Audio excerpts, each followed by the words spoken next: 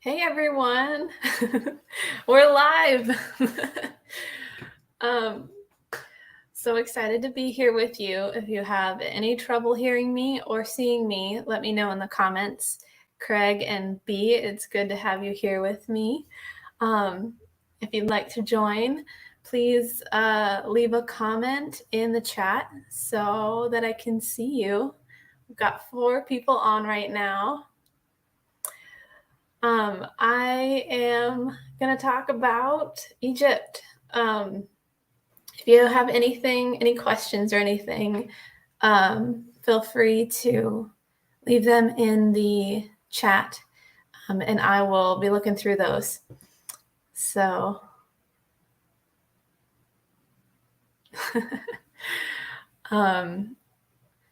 B was asking me about my birthday, and it is coming up soon. So, those of you who were on my email list got a newsletter today and about this live stream, but also that I'll be doing another live stream on Sunday, February 13th, kind of celebrating my birthday. I like doing that with you guys. So I was going to do a morning live stream, just have a little coffee date in celebration of Valentine's Day and play Mad Libs. If you don't know what Mad Libs are, it's like a fun game that's where you play with words and like fill in the blank of a story, and it tends to be really funny. At least I laugh my butt off. But today we're gonna talk about Egypt, and I have like a long list of different things that I learned while I was there and have learned since I visited. So to start off with, hi Penguin Chick, glad to see you. Tacoma is here. Egypt, if you don't know where it is on the continent of Africa. It borders the Red Sea and the Mediterranean Sea, and has the longest river in the world that runs south to north, the River Nile. And some other things is it borders Libya. I have this up on the maps because I was trying to get some like ideas. So yeah, borders Libya and the Sudan, and pretty much is entirely desert except where the Nile is. And the Nile, anything that besides a few oases, most people live along the Nile, and most of their crops grow along the Nile. Another fun fact about the Nile is that it is currently 5 miles away from the Giza pyramids, but historically the Nile would flood as far as the pyramids and all the way up to where Karnak Temple is. In the last video, where if you've been watching my vlogs, I point out that like the step right before you enter into Karnak Temple is where the Nile used to be. And I think it's not as far as 5 miles away from its current border, or its current stream, but around like 3 to 5 miles away. So it used to flood really large, but they put a dam in at Aswan, the high dam, so that they could control that better and not flood everybody. Currently, right now, Cairo has 25 million people, which is huge. But because they're one of the fastest growing Arab countries population-wise, and it's growing so crazily that they are creating new cities all the time. Right now they have they're in the works of building an entirely new administrative city. I don't think it has a name yet. there is New Cairo City, but then there is a new city besides that one that they're going to transplant all of their official headquarters for ministries and antiquities and legislation and government buildings. Everything's going to move to this brand new city so that they can ease the congestion. All right, I'm going to check on you guys. I was looking at a different screen. Hi, Ed Wizard 62. Hey, Freedom Dove. Good to see you here. Hi, Tina, the outsider. How are you doing, Tina? So excited for all of you to be here. Just chatting about Egypt. So feel free to leave any comments or questions in the chat, or if you are watching the playback, leave a comment, and I'll get back to you if I say something that's weird or doesn't make sense. So that's a little bit of the area and geography about Egypt. It's in a really cool place, and it is said that the pyramids themselves, where they are located, is the exact center of the earth. How can people thousands of years ago have known that? We don't know. There's so many questions about ancient Egypt, and everybody has been wondering, how did they build those things being the pyramids, the large ones, and how did they build the temples? What was it all for? Things like that.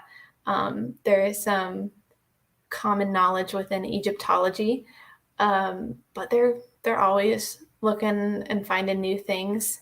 I was looking today, researching for this, and a lot of our medical knowledge that we use today was also used by ancient Egyptians and is written down in papyrus and carved into the temple walls of Kom Ombo. It's a temple that is actually two temples smashed up against each other. They were built identically with a shared wall, but each temple was, one was for the crocodile god and one was for, I think, Horus. I'm not 100% on that, but they had the same altars, the same columns all the way down the temple. And then there is a back wall that is just like a back walkway with walls of hieroglyphics to look at. And one of them shows all the instruments they used as doctors back then. And all of them except one, we can make out what there probably was, what the use of it was. At least that's what my tour guide, I remember him saying, that everything, all the instruments described or shown except for one, we can, we know what they used for. They even had women right next to that inscription. There was two women on what looked like beds, and they looked like they were giving birth. So it was the first showing of like a bed table somewhere for a patient to, be operated on, or, a lady to have a baby on. So that kind of stuff was super interesting. Where that temple is, right next to it, was a village that the main purpose of it was to educate doctors and physicians of that time. But the temple is the best, I guess, thing, that it's the item that we have left of that education village or town, to show that they were doctors there. I guess wherever there was a temple, there was probably a town next to it that specialized in a certain thing. Another village that still happened or is still used today is the Alabaster Village, right outside of Valley of the Kings. And there are generations of people who still get the alabaster blocks. Right now they get them from the government, because you can only carve into alabaster if you have a certain certificate, but these families make pretty much just souvenirs out of alabaster nowadays. But in the past, the pharaohs would commission these villages to build and create all of the things that they'd be buried with. So that was cool to find out. And we did buy a few things from there. Where do I have it? Ugh. I don't think this was made out of alabaster because it's black on the bottom.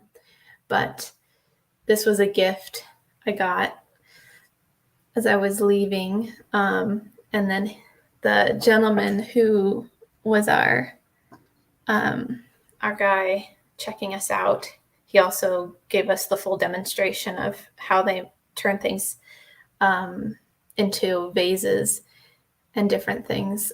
This is, let's see if I can get it in screen, a little scarab that he gave me. He just kept giving me gifts. He was a very nice guy. Britain got a bigger scarab, and it's a good luck charm. So there is a large scarab at Karnak, and I showed it in my last video, where you walk around the statue of the scarab 7 times with a wish. So it's just their ancient good luck charm. And what else did I get? Oh, I got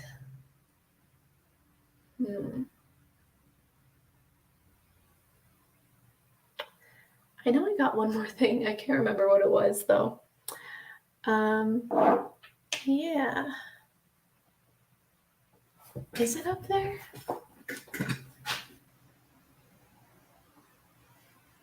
Oh, that's what it was. Okay.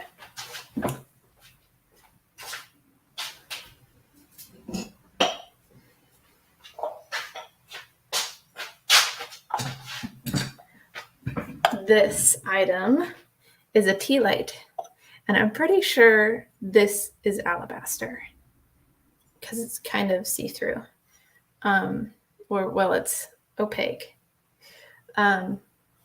You just put a tea light here, and then it's got the air hole on the top. I do wax sealing sometimes, so I thought it would be a good thing to like put my melting thing on to melt the wax to make the seal.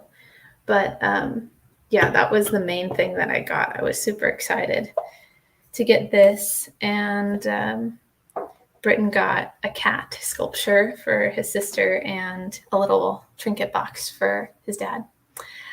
All right. I'm typing through a tablet, not trying to tag everyone one by one. You're good, Kenneth. Good to see you here. Hi, Janice. Hi, Denny. Are you wanting to get back on the road or van life? Hello, Newton. I'm glad all of you are here. Yes, thank you so much, Freedom Dev, for welcoming everyone. I think you're my only moderator right now. As far as getting back on the road, I will not be venturing out to the Arizona desert this year. I know I went last year and I had a really good time with a few people that I was able to see, but this year, after going to Egypt, I just don't have the funds to go hang out in the desert. But I do want to go out again. I miss everyone. And I'm super jealous of all the videos I see every time I log into YouTube. I see everyone else out in the desert and on Instagram posting campfires and stuff. It looks like everyone is having an awesome time. So I do want to go out, but as far as going back full time, I won't be. Yes, and Craig. Yay, I'm glad you guys could make it. So Egypt was a really good time. And some other really fun stuff, because in the next video that I have coming out on Sunday, It's super fun. I'm excited for you guys to see it because I like being in flying objects, and it is a very special flying object kind of video.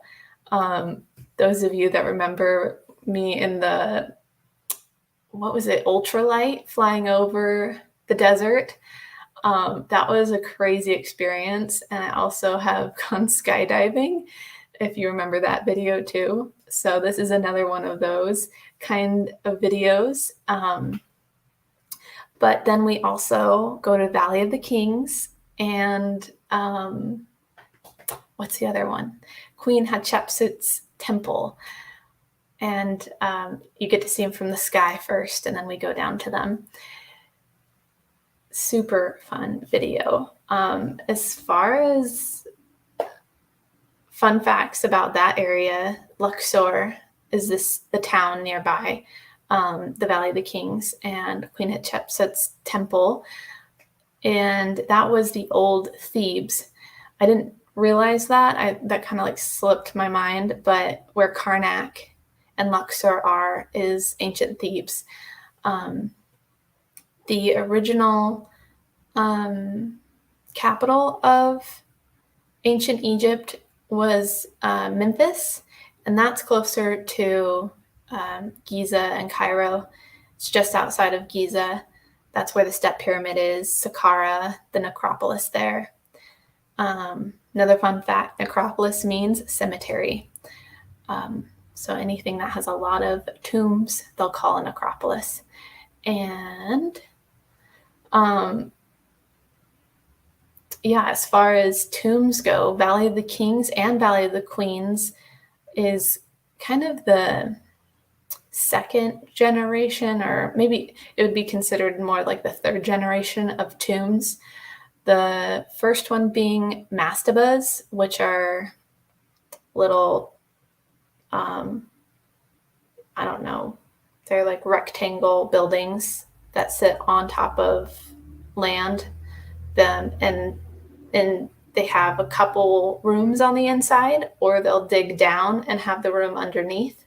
And that is kind of the original tomb that they found for Egyptians. And then the second generation of tombs would be the pyramids.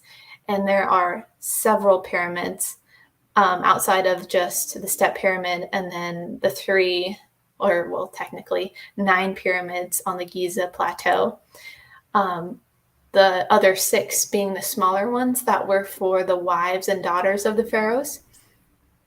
And then there has been several pyramids found all along the Nile, farther down and into, I think, what is that country again? Down into the Sudan.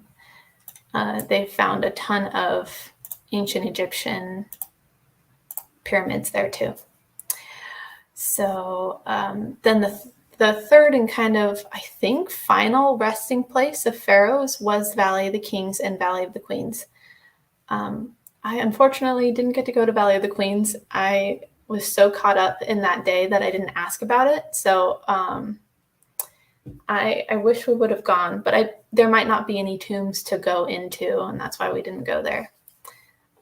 There was only, out of the 62 tombs available, 62 tombs that they found at Valley of the Kings, there's only 9 open, and you can only pick 3 out of the 9 to go into. They like stamp your card so that you can't go into more than that. How does the Egyptian desert compare to the United States desert? It's a huge difference. You'll probably get to see it a little bit better in this next video, but in the United States, we have plants in the desert. There's an obvious, I forget what the environment, habitation for plants and animals, and there's a whole thing going on in American deserts. You can see sagebrush, you can see animal tracks, and yeah, you can see everything. But in Egypt, it's just sand. If you're not near the Nile, it's just sand and then dead things. And that sounds really bad, but when we were out in the desert, not near anything of importance, not near any ruins, it was just a landfill. It was trash and dead animals. So that was really, really gross. A lot of dead cattle, dead camels. Um, dogs are everywhere. Some of them might have been dead, but a lot of them just kind of hang out wherever they want to hang out. So they'll take naps wherever. And there's a lot of kids that kind of just roam the desert trying to find tourists or people to hang out with, and their dogs will follow them and they'll ride donkeys, and you'll get to see more of that in the next video. Yeah, they have a lot of fun trying to find the tourists and trying to just ask for money. There was times where kids would ask for money and offer things like an exchange, like here's a bracelet for some Egyptian pounds. But there are other times where they just were like asking for money and begging. Yeah. Just thinking about how it's so similar to Cambodia. All right. Other things in the desert. Yeah, there was not any plants. We didn't spend a whole lot of time out in the desert. There was a trip that we could have taken that the ladies we were with, they went and spent the night out in the white and black desert. And they had a really fun time. So sad I missed that. Oh, thank you, Kenneth, for sharing this out. I remember that contraption in the desert. Yeah. The flying thing. Yes, there's life in our desert, thankfully. Sounds easy to get lost. Oh, yeah. Lawrence of Arabia and I think Gertrude Bell was the other kind of Arab liaison that they had back in the 1800s.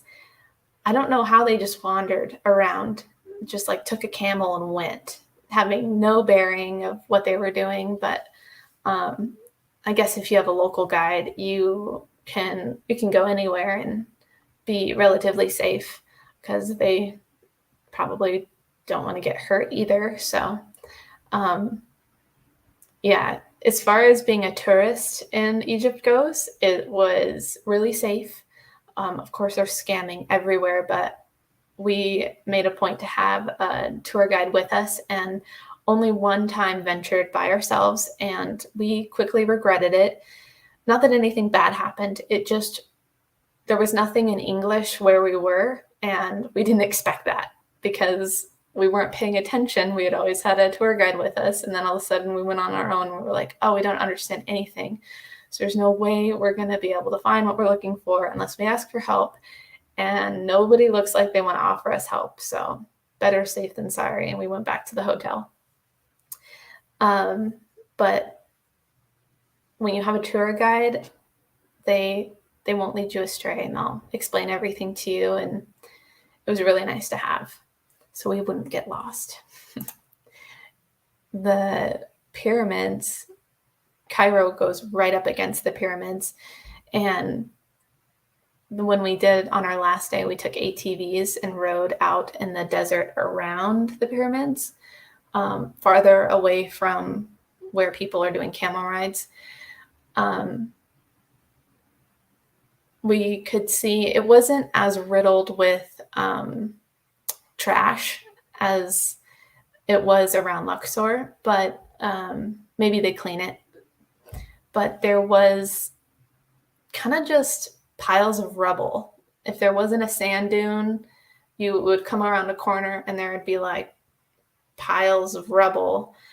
And I wanted to stop and like start investigating, but of course, we couldn't do that. We were on a very strict ride, going only where our little guide took us. It was a kid. He was like probably 13 years old, and he was our guide on the ATVs. It was a lot of fun, though. If you've ever gone riding on sand dunes. Some other fun things about ancient Egypt is that I'm looking at my notes. Oh, the famous women of Egypt. Egypt has a lot of female characters that are really important. And I learned about an entirely new one. Hey. Oops. An entirely new important female figure, and it is Ramses II's wife. And Ramses II is one of the most prolific monument and statue maker. He reigned for something like 60 years and created a ton of monuments. They are constantly finding new statues of him, big and small. He has a lot of hieroglyphics saying that he won wars and was like the best warrior ever. That's up for debate, I guess, because he possibly could have just written over other pharaohs' stories and just put his name there. I'm not sure. That's just one of the many theories. But his favorite wife is Nefertari.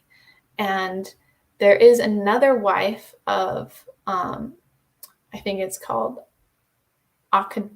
I'm probably going to say his name wrong. And his wife was Nefertiti, and she was the stepmother to King Tut. But Nefertari is Ramses II's favorite wife, and almost every statue that we saw of him had a little statue of her carved at his feet. Our tour guide for the second part of our trip says that she is the prettiest Egyptian woman in all of their history, and she's carved the most beautiful, because most of their statues are of men. Some of the female gods are also, there's lots of statues of them, but they depict Nefertari as the most beautiful. So that was cool to follow her story as we went to each temple and learned more about her. And if you know about Abu Simbel, it's the southernmost important temple that we went to on the Nile. 2.5 hours south of Aswan by speeding van. Had a few near-death experiences trying to speed our way down there. We obviously survived, but it was kind of scary. Anyways, Abu Simbel was actually moved. They took 10 years between 1960 and 1970 to move Abu Simbel from the bottom of this mountainous hill up to a plateau, so that when they did the high dam at Aswan, it would have destroyed the temple or covered it in water.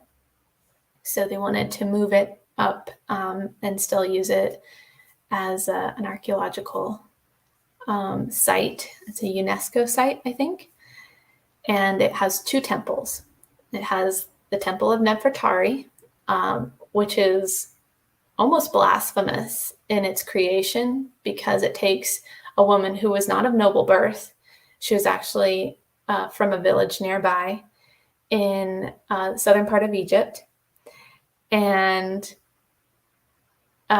took and built the temple near her village, and took her after she died, 20 years after she died, and turned her into the equal of a pharaoh, and basically noble birth after the fact, and then also turned her into a goddess. And you can see that depicted on the walls in her mortuary temple, basically, but she had already died. And this Ramses II built this for her because he loved her so much. And the Egyptologist that was telling us all this, our tour guide, he said his theory is that he was so in love with her and she died prematurely somehow, but maybe at the hands of like a jealous family member or something. And he felt really bad about it. So he made her a temple after the fact, putting her up on the level of the gods and goddesses. So it's a really cute love story. And I had a lot of fun looking around. It's kind of small, but the interesting thing about it was carved into a rock face. So all of the rock had to be taken out, where a lot of the other temples we went to, it was built up from the ground. And the other temple at Abu Simbel is, I think it's a temple to Horus or Ra, which was the kind of the main deity at the time of Ramses II. And this temple is a lot bigger than Nefertari's, but it's and it's also like the same style. It's carved into the rock, but there's so many rooms. Like we were only given an hour. We drove 2.5 hours to spend 1 hour at this amazing location, and I wanted to spend it all at Nefertari's temple because we had been told so much about her. And so we go over and we're checking out this other temple, and we only got into like the one corner of it. The rooms just kept going farther back and farther back, and I was like, we gotta go. We're gonna like miss our bus back. So we didn't even get to see like half of it. Definitely would recommend a whole day at Abu Simbel. So I'm gonna check the comments. A lot of things have been happening. I hope you guys are interested in all this. I feel like I haven't been able to do my videos. Usually I get to talk a lot more when I film places, but it was like go, go, go on this trip. And if I didn't catch the tour guide saying it, and then I wasn't going to have time to step aside and tell the camera what I just learned. So here's me trying to throw it all together after the fact. Okay, where are we at? Denny is asking the guy that I went with, is he my partner? Yes, Britton is my boyfriend. And he loved the trip, but I was definitely like, we're going. And he was like, okay, no questions. We're going to Egypt. I'm happy he came because I really wanted somebody to go with me after going to Cambodia by myself. It was a lot better trip just having that alone. Mm-hmm. Dustin's asking if I'm in Egypt now. Nope, it was just a 10-day vacation, and we went over the end of November, beginning of December last year. Are there dangerous rattlesnakes like our desert? Newton is asking. I think scorpions, and they have cobra snakes there. In their tombs, they like to depict cobras in almost striking position or striking position as the guardians of their tomb. And I read today when they uncovered the day they found King Tut's tomb, the lead archaeologist on that, his parakeet died by a cobra, which, is super interesting. And then, of course, the curse of the tomb, that 20 of the 60-man crew that day that went into Tut's tomb, 20 of them died mysteriously. So there are dangerous things out there, real and possibly magically dangerous.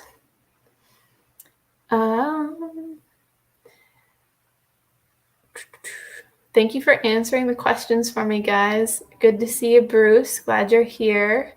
Hi, Space Trash. What's next? Bruce asks. If you were here on my last live stream, I kind of talked about applying for a job, and that job didn't work out, but I am kind of in the works to have another job. And yeah, I guess stay tuned. But yeah, work right now.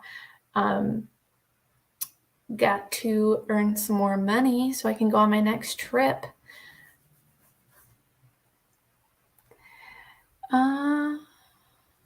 Didn't those people die at very young ages? Mike Sullivan is asking. I have books about Egyptian history. Very fascinating.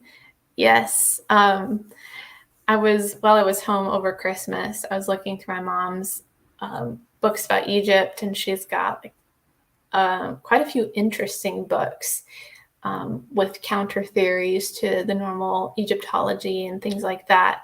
And I was having fun looking through those.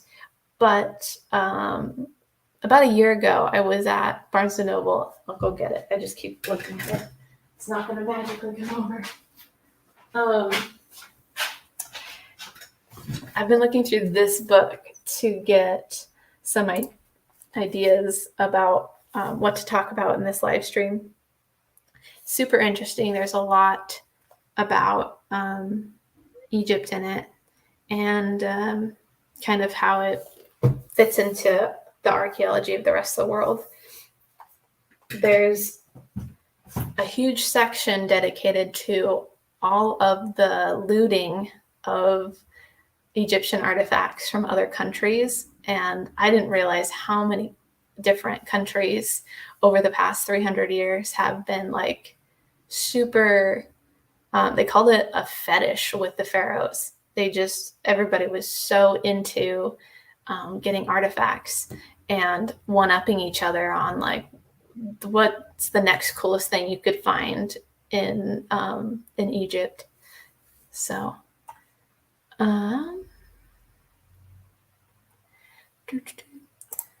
Michael says, sounds like you're walking around New York City. Oh, hey, Darnell. Good to see you. I'm glad you're here. Alpha, nice to see you. Sorry I didn't do this earlier. I forgot that I can do that on this screen. I like using StreamYard for that.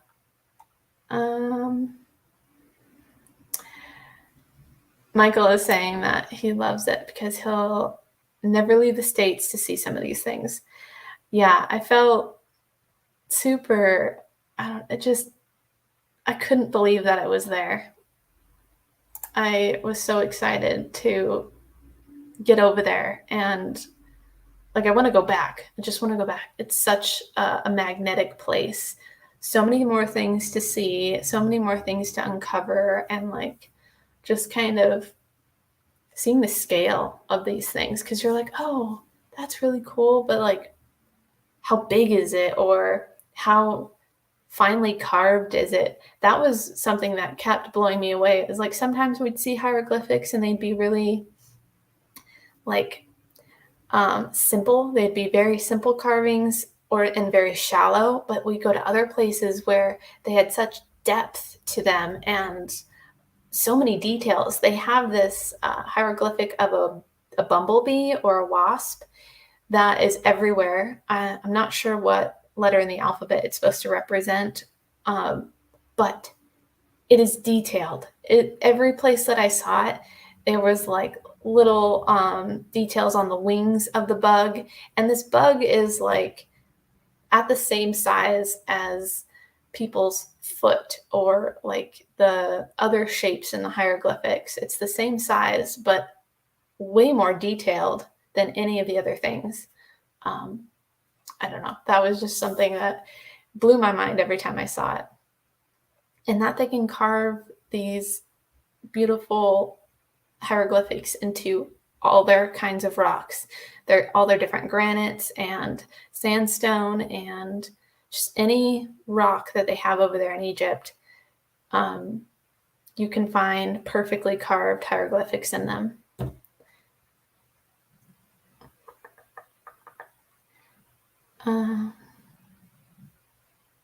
Antonio, you're asking for photos. I wish I could do a slideshow. I think I have to pay money to do that on this program, though. If you want to see this stuff, be sure to check out my videos. I have, I think, 4 vlogs out right now of a lot of the things I've been talking about. But I've got 4 more vlogs coming of temples and hieroglyphics and all the different things I saw while I was in Egypt. And where's another place I have pictures? I have them, a couple posts on Facebook and a lot of posts on Instagram and Instagram is a little bit more detailed. I break it down to each temple or area I was at, what I found there. Oh yeah, the links for those things are in the description if you need help.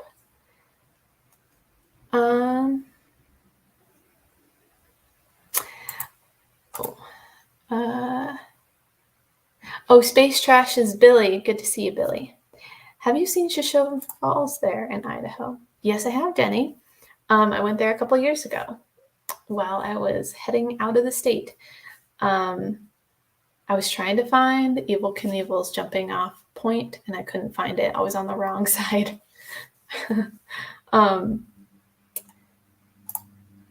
Yeah, Shoshone Falls is really pretty. Ooh, Larry is going to Hurghada. I know I said that wrong. I'm sorry. Hurghada. It's a beach resort town on Egypt's Red Sea coast. Ooh, looks beautiful. You'll have to tell us how that goes, Larry. I'm excited for you. I want to go back because I was asking, I think it was Islam, our driver, when we first got to Cairo, I was asking him what his favorite places were. And I think he said that the beaches on the Red Sea are one of his favorite places to go. Yeah, you'll have to tell us how it goes. I didn't go. I really wanted to go up to Alexandria, but I think it was like a 2-hour drive, and they didn't recommend it. They said that you could go to the lighthouse and you could kind of like be in the area where the old Library of Alexandria used to be, but it's mostly just beaches, and there's not a whole lot of archaeological stuff that you can go check out. Definitely something I'd do if I went there again. And the whole history of that area, since there's like ancient Egypt, and then there's the time of Alexander the Great, and then there's the Ottoman Empire. So many different times that Egypt was like completely different culturally. Hello, Van City Adventure. Good to see you. All right, we are 45 minutes in. Do I have anything else in my notes? Max, I'm sure you'll watch this back. Max was asking about Luxor, and the Luxor Temple is right in the middle of downtown Luxor. And it's on the east bank of the Nile, and the Valley of the Kings and Queen Hatshepsut's temple are on the west side. So on the east side, it has Karnak Temple and the Avenue of the Sphinx that lead to the Luxor Temple. And the Avenue of the Sphinx was uncovered more recently, like 70 years ago, in the 1950s, I think, it was discovered that this road led from each temple, led to each other, and they would do probably some sort of parade, but they have solar boats there right now. And it's really pretty, very modernized, except for the Sphinx. Sphinx are in all different stages of being kind of crumbly, but some of them are pretty nicely kept. They're just a line. I think I have one of the last scenes in my last vlog shows the Avenue of the Sphinx at night. And they actually just did a huge, what is the word? Kind of a ceremony, but uncovering of that avenue for the president and for the rest of the country of Egypt. And we were there like 2 days later. So we were like walking over what looked like a bomb went off. There was just stuff strewn everywhere. But it was because they were just breaking up all the stages and all the different things they made just for that night. If you want, look it up online, Avenue of the Sphinx.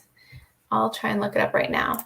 There's like a video of fireworks. It looked like 4th of July in Washington, D.C.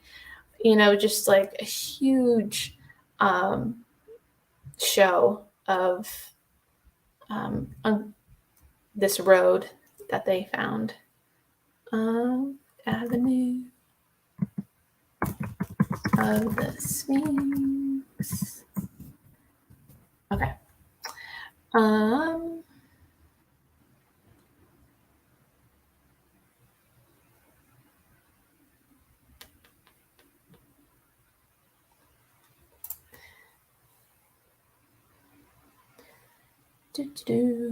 Here it is. I think I can put this in the comments for you guys. Paste. All right, you can. Oh, hi, Mom's here. How are you doing, Mom?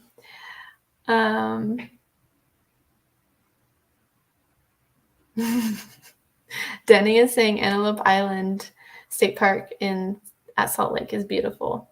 I have not been there. I liked going to the Bonneville Salt Flats, though. It's a really pretty area. Great place to have a fun photo shoot because there was about 50 people there doing that when I visited, as well as the races.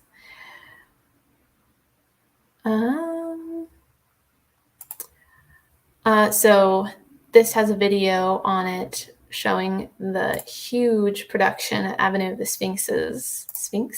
Avenue of the Sphinxes?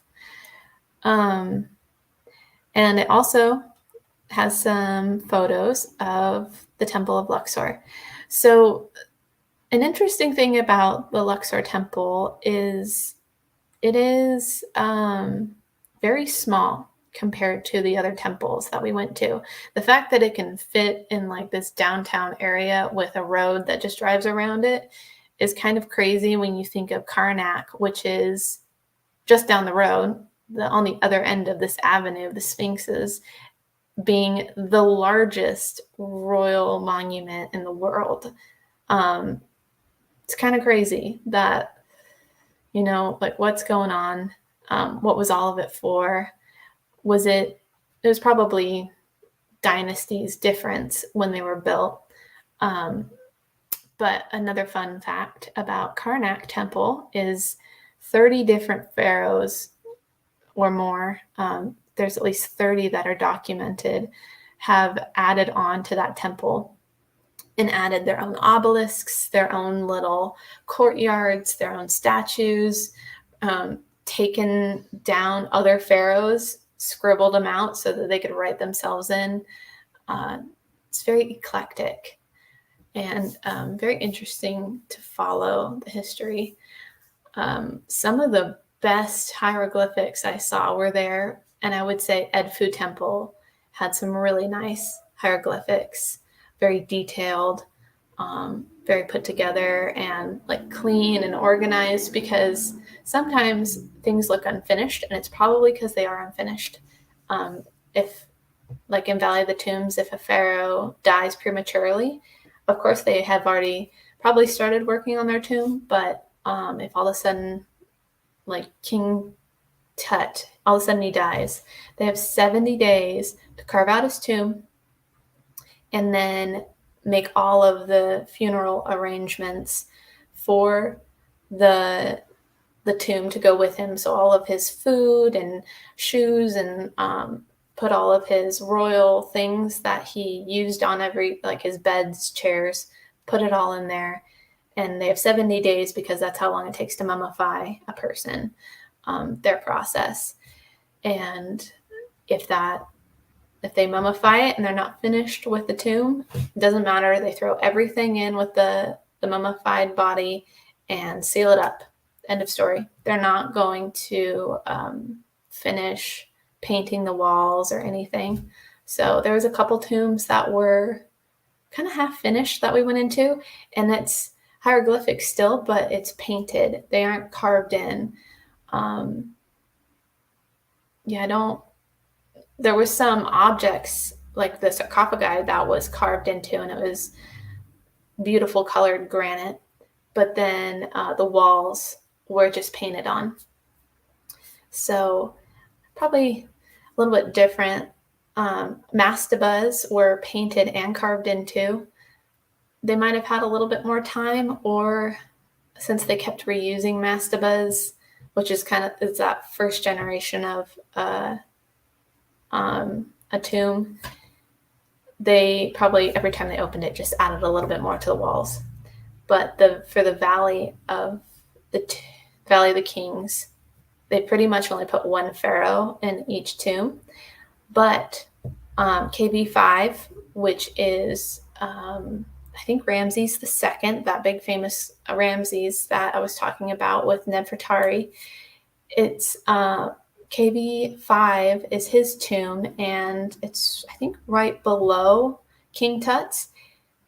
It has over 130 rooms, which is crazy. I don't even know how you can have 130 rooms in a tomb, but I guess they kind of were going through King Tut's tomb and broke through the floor and found a labyrinth of tunnels that he had made for all of his wives and children. Apparently, he had upwards of 200 kids, but possibly 40 kids from his primary wives. So that's pretty crazy. I still can't quite comprehend seeing that. I wish that tomb was open, but it's not right now. It's not one of the designated open tombs at the time, probably because they have so much to preserve, which...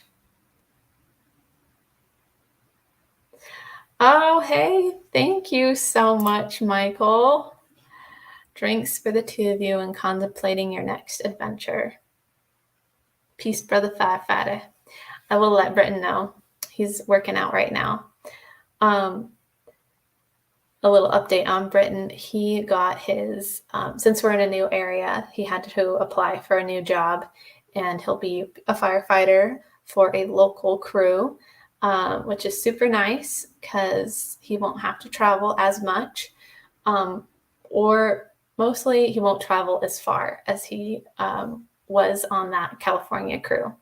So super excited for him. And he is in like a low management position for the first time. So super cool. I'm glad that he was able to get on with the fire crew.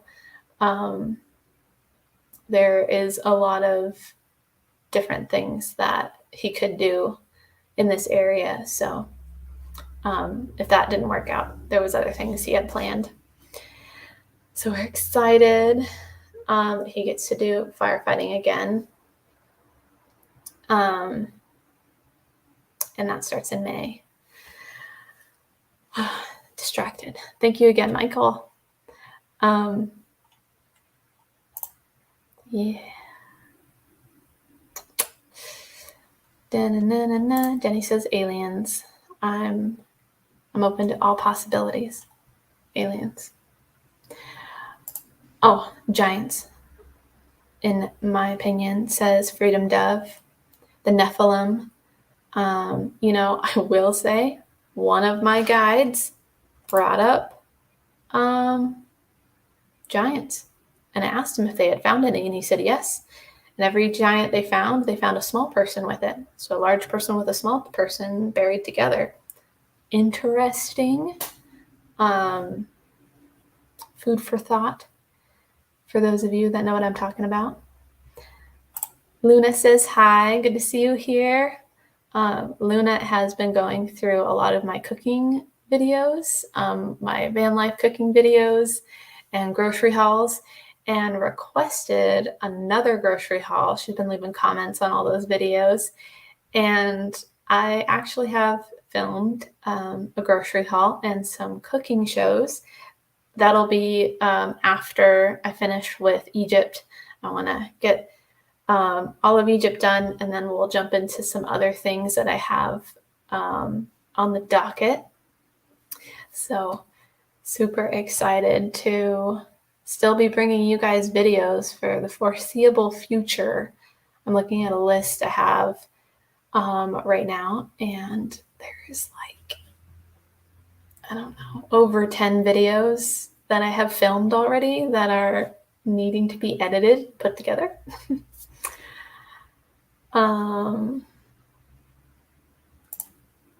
All these wives, talking about Ramses II. I get nervous speaking with more than one girl in a week. I know, he must have been quite the ladies' man.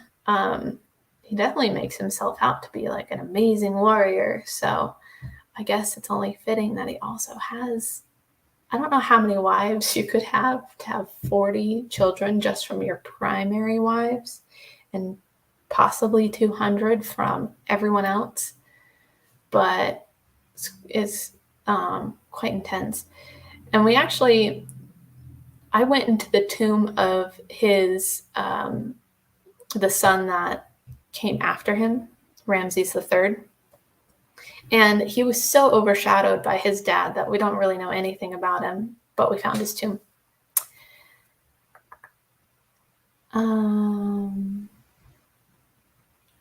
Thank you, Luna. Okay, Freedom Dove. We lived alongside them. You can see it in building structures, big doors alongside small doors. And they're still trying to excavate the Mormon temple.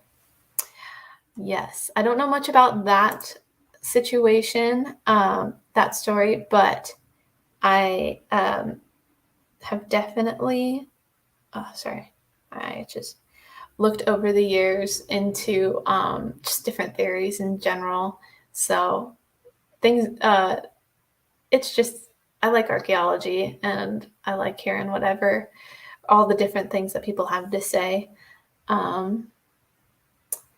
And Denny, cabbage and eggs. You know me so well.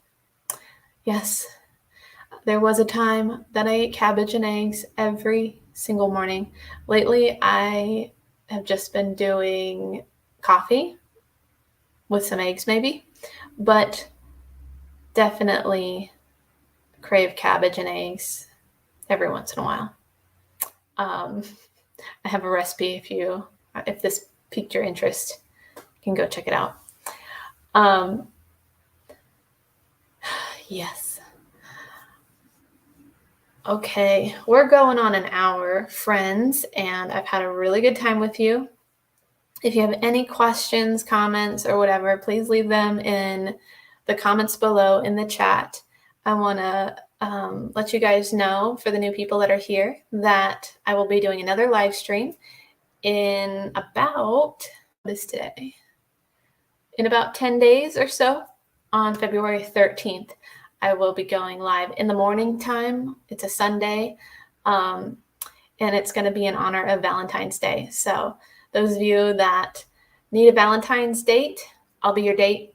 You can come hang out with me, and we're going to play Mad Libs together because I freaking love playing that game.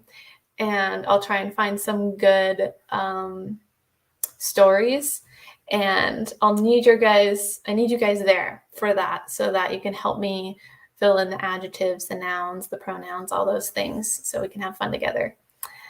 And it's also in honor of my birthday. My birthday is on Valentine's Day, so I try to do something special every year for that with you guys. And yeah, we're gonna have a good time. So also in a couple days, on this coming Sunday, I've got a video coming out, and it'll be the second video that we hang out in Luxor. I think you guys will like it. So I need a date. I love Mad Libs. Enjoyed it so much. Very interesting. Thank you for sharing with us. See you next time. Craig says, take care. Nice to see you. Michael, thank you again. And Denny, all the best to you too. Freedom Dev says, have a great night. Newton, thank you for all the info of your trip. And B says, good night to Dev. All right, everyone. Thank you again. I hope you have a great day, and happy February. Bye.